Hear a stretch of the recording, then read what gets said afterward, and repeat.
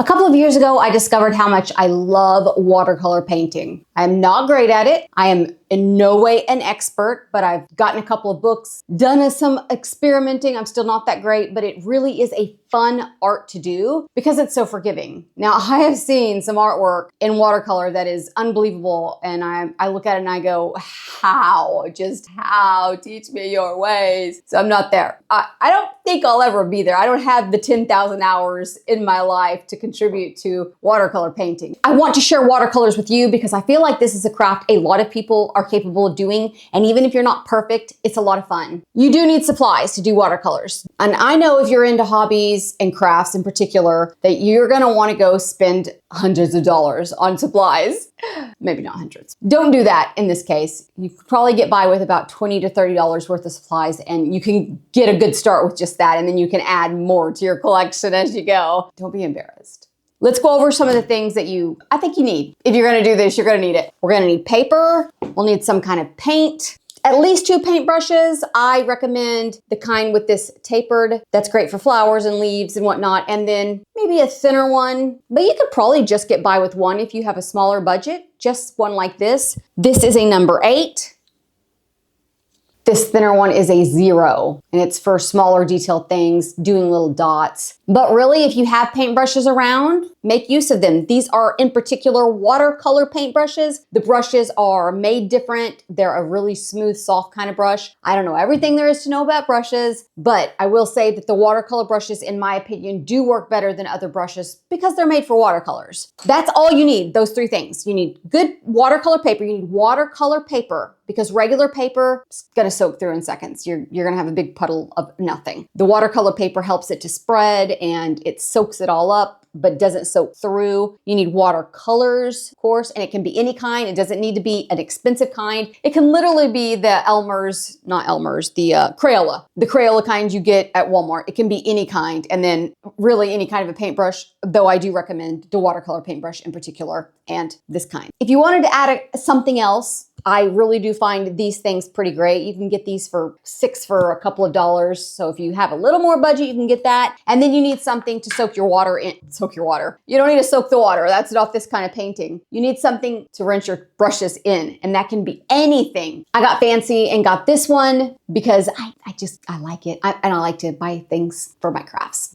Told you, you're not the only one. Let's talk about these particular supplies because these are the ones I'm gonna use. I'll start by telling you this watercolor pad. This is fantastic. The paper feels like linen. It's so soft and thick and absorbent. I have several papers. Don't feel like you have to get the most expensive kind, but the better quality you get, the better you're gonna appreciate the paper. I find this to be superior quality, and it's 100% cotton, and you can feel it on the paper. It's just so thick, it's delightful. These are pearlescent watercolors, and while I do have other varieties, I found these to be so much fun to paint with. Let's get started. Today, I'm going to paint an M, and really the purpose of painting the M is because I want to try out these pearl watercolors. I'm going to speed up the process for you because what I'm painting isn't really all that important. What I want you to see is how fun it is to try. Don't worry, it's completely forgiving. I had a general idea of what I wanted to paint here, and as I went along, it kind of morphed and changed. You can use the fatter paintbrush to create these leaves. It's really just a matter of pressing down with the paintbrush and then pulling up quickly as you go so that it gets thinner towards the top. And then with the other flowers, I did things. The paintbrush that I told you about, that was the thin one. It's great for little dots. You can make little dots all around. I just added different colors as I went. I tried different techniques of flowers, and I just made it look the way I liked. In the end, I really liked this. Now, what I loved about these particular paints was that it really does give it a metallic shine. I couldn't believe how glittery they were. I did not expect. I was really quite blown away by the quality of these paints because they were rather inexpensive, but you can see the glitter in them. You can see the metallic in them, and they are pearlescent. I love it. Absolutely love it. Then because I had so much fun doing my name, the letter M for my name, Michelle, I wanted to swatch the colors. So here are the swatches. I did 3 techniques with the swatches. The first technique was I filled it with water and then I painted over it, and you can see how it spreads. Oh, it's so fun to watch that. The second row was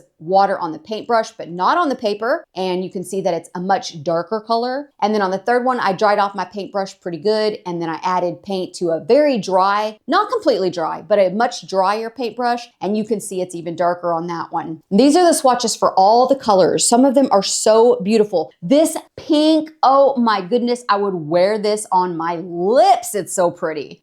And again, with the swatches, you can really see the pearlescence, the glitter, the metallic-y, whatever you want to call it, you can really see it coming out. Then when I was done with that, some of my paper was still wet and I was just like, let me mix some of these colors. Let me see what kind of color I can get out of this. And then I just had fun mixing colors. And this is the part where you really have fun seeing what watercolor does. If you put a little drop in, watch what it does. Oh, it spreads so delightfully. Isn't that lovely? That's what watercolor is fun for. That is a very brief and minimal way to use paint, to use these watercolor paints. Of course, there's lots of ways to do it. There's books, there's tutorials, there's YouTube channels, there's everything. And once you try it and you feel like you like the mediums that you're using, start watching those things and getting better at it, or just keep freehanding it because that's okay too. However you want to do it really is okay. And you don't have to be perfect at something to enjoy it. One last thing I want to say about these two supplies that's my first time using both of these. It was my first time to use this watercolor paper, and I put so much water. I tried soaking the paper just to see how good the quality was. And even though you can see that it's bent a little bit, it's warped. That's absolutely nothing. That is the thing about watercolor paper, is that it might do a little bit of warping, but on regular paper, this would have been destroyed. I covered it in water so much just to see if it would last. And this side is barely warped at all. If this is the kind of thing you were going to frame, you wouldn't be able to tell the warping.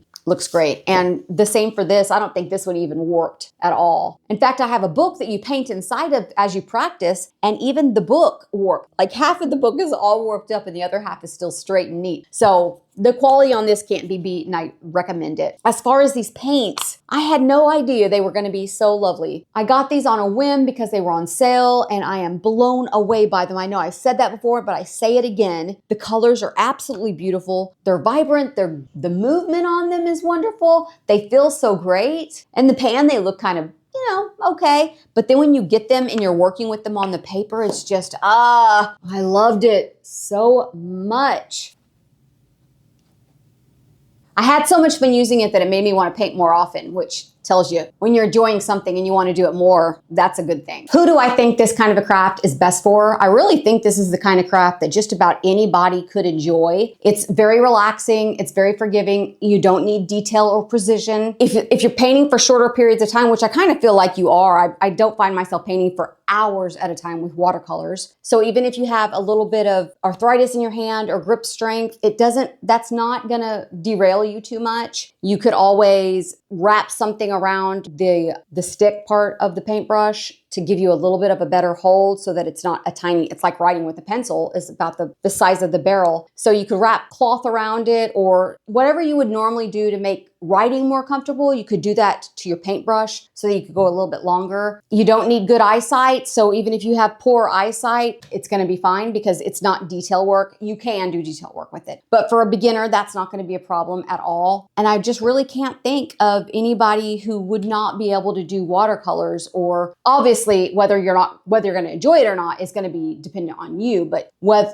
your capabilities of being able to do it, I think just about anybody would be capable of doing this. And I think most people will enjoy it once you get the feel for it. I will have all of these supplies linked for you at the places where I bought them, but I'll also have a little grouping of them on my Amazon shop so that if you want to get it all from Amazon, you can just go click, click, click, click, add it to your cart and check out. For me, when I'm starting something new or I need something, all the time, every time I shop, I want someone to just tell me what to buy. And so I'm going to do that for you if you want to get started on this. If you've never watercolor painted before, let me know in the comments, and do share anything you create with me. I would love to see it. If you're not subscribed to my channel, I'm a burgeoning channel of hobbies. I would love to have you subscribe. I need some more subscribers. It would mean a lot to me if you would do that. It won't cost you a thing. All you got to do is click that button for me. Let's create something beautiful.